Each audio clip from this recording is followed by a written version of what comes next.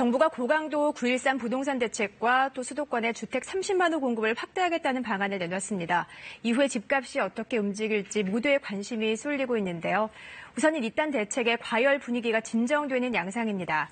9.13 대책 이후 부동산 시장에는 어떤 변화가 있을지, 하반기 부동산 시장은 어떨지 우리은행 부동산투자지원센터 안명숙 부장과 함께 짚어봅니다. 안녕하세요. 네, 안녕하세요. 네. 9.13 대책이 나온 지 지금 2주가 지났습니다. 네. 좀 짧은 시간이긴 하지만 어떤 변화가 좀 있었나요? 대책 이후에 전반적으로 이제 관망세가 확산되면서 상승폭이 크게 둔화되는 양상으로 이어지고 있지만 아직도 이렇게 매물이 많이 나오고 있지 않기 때문에 하락세로 전환되진 않았습니다. 그러나 전반적으로 대책 이후에 상승폭이 둔화됐다는 데 의미가 있는데요.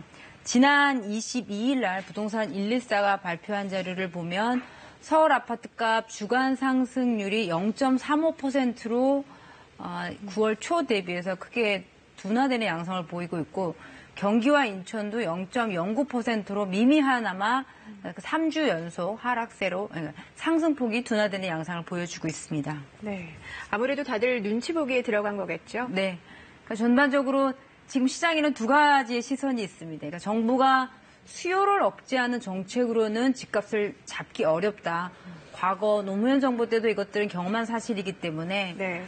여전히 이런 시기를 거치고 나면 다시 상승할 거다 이렇게 보는 시각이 있기도 하고 또는 지금 그때와는 달리 대출에 대한 고강도 정책 그다음에 종부세도 사실 그때보다도 굉장히 강한 정책이 발표됐기 때문에 추경 매수할 수요가 크게 줄었다. 그래서 네. 이제는 조금 진정세로 접어들 거다. 그러니까 전문가 사이에서도 이렇게 갑론을박의 의견이 양분되고 있기 때문에 아마 시장 참여하시는 분들도 굉장히 어떻게 해야 될지 일단은 그래서 어떤 액션을 취하기보다는 시장을 관망하는 이런 추세인 것 같고요.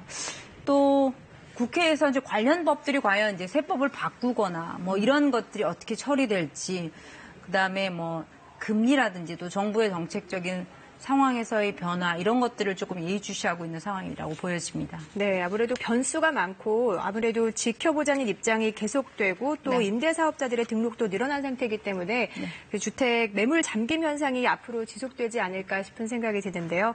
이 상황에선 단기 과열이 나타날 수도 있다는 얘기가 많네요.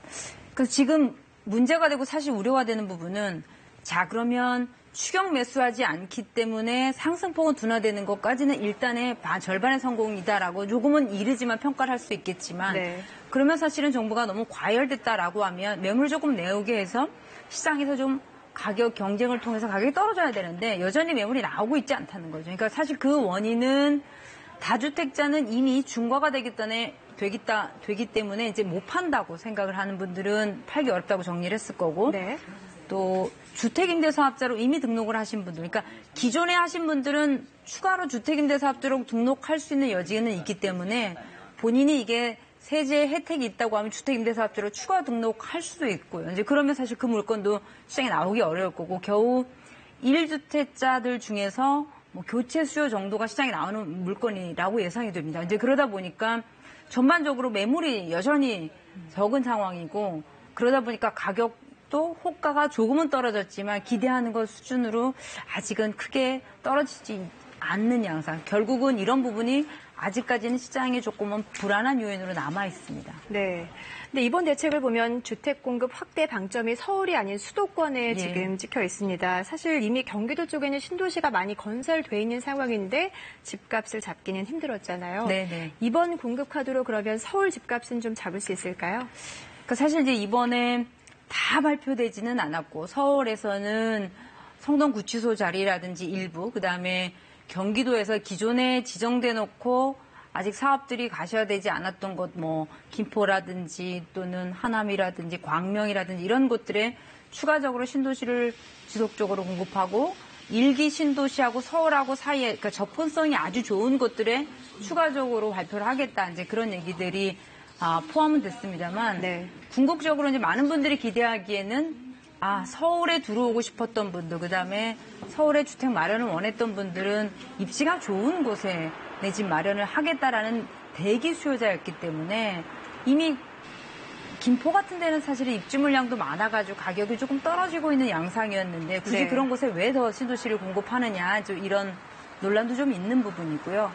또 일부 실망이다라고 하는 분들은 조금 좋은 입지가 발표가 되면 내가 기다릴 텐데 이런 정도는 본인이 기대하는 수준에 못 미친다. 뭐 이런 부분도 조금 지적을 하고 있어서 정부가 추가적으로 신도시에 대한 부분 또는 공급을 30만 원을 어떻게 어떤 지역에 할 것인가가 조금 더 많은 분들의 관심을 모으고 있습니다. 네. 사실 뭐 말씀하신 대로 경기 지역의 주택 시장은 이미 공급 물량이 과잉돼 있는 상태이기 때문에 네. 물량 압박에 오히려 시달리지 않을까 싶기도 해요.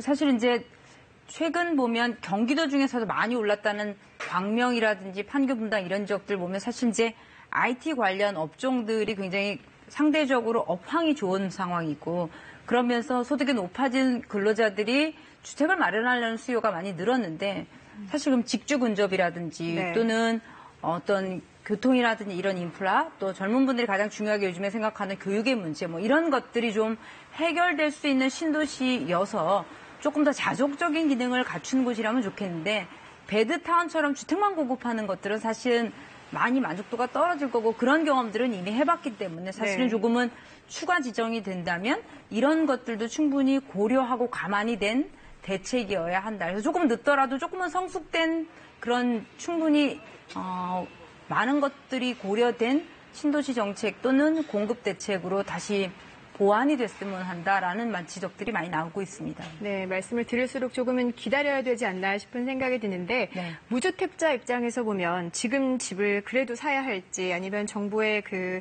공급 확대를 믿고 청약을 좀 기다리는 게 나을지 네. 어떻게 보십니까?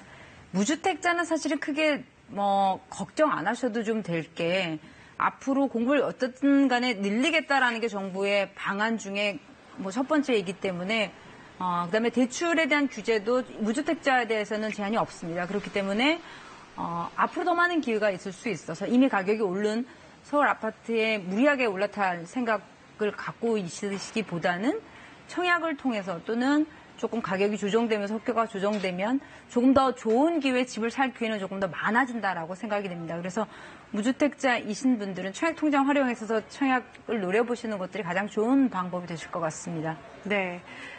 이제 명절 지나고 변수들이 더 있지 않습니까? 예. 일단 대출 규제가 있고 추가 금리 인상을 전망하는 목소리들도 많은데 네. 집값에 이런 변수가 영향이 좀 있을까요?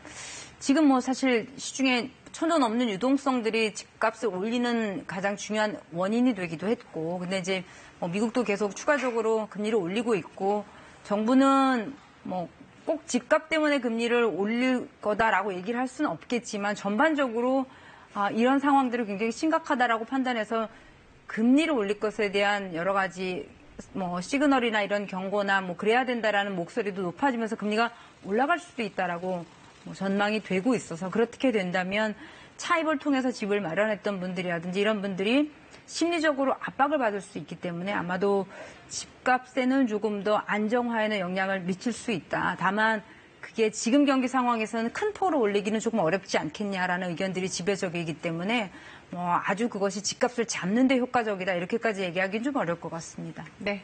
오늘 말씀 감사합니다. 네. 안녕히 계세요.